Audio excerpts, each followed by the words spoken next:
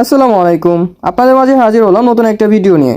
আপনারা কিভাবে বিকাশ অ্যাপসটা ব্যবহার করবেন, বিকাশ অ্যাপসের মাধ্যমে আপনারা কিভাবে ক্যাশ আউট, সেন্ড মানি এগুলো করবেন সেই বিষয়ে এই ভিডিওটা। চলেন দেরি না করে ভিডিওটা শুরু করা যাক।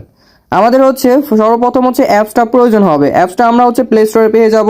আপনাদের যদি বিকাশ অ্যাকাউন্ট খোলা থাকে তাহলে আপনার জন্য সুবিধা, আর যদি না খোলা থাকে বিকাশ অ্যাকাউন্টটা আপনারা খুলে নেবেন।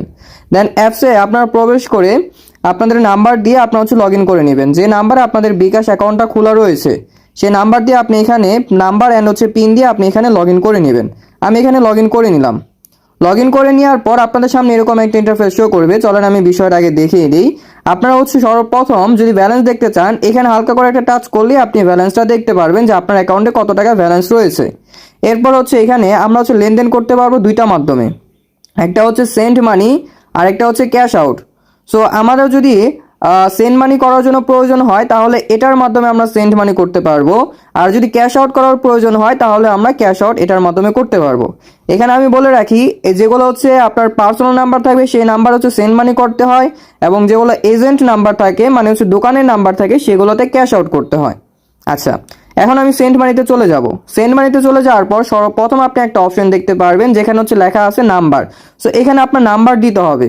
ধরুন এখানে আমি একটা নাম্বার দিয়ে দিলাম।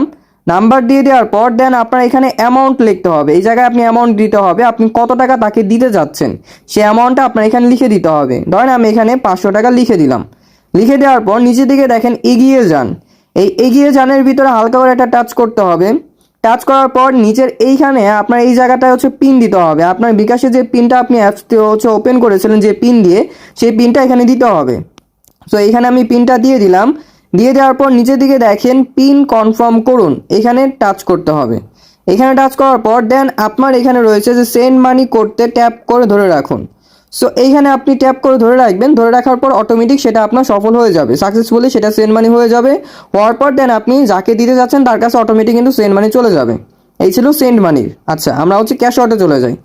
সো সেন্ড মানি থেকে ব্যাক আসার পর ক্যাশ আউট যেটা আমাদের ক্যাশ আউট। সো আমি ক্যাশ আউটে যদি হালকা করে এটা টাচ করি দেন আমাকে ক্যাশ আউটে নিয়ে যাবে।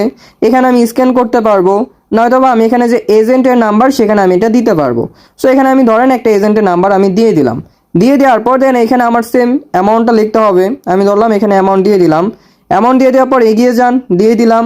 তারপর এখানে আমাকে পাসওয়ার্ডটা দিতে হবে। সো আমি এখানে পাসওয়ার্ডটা দিয়ে দিব।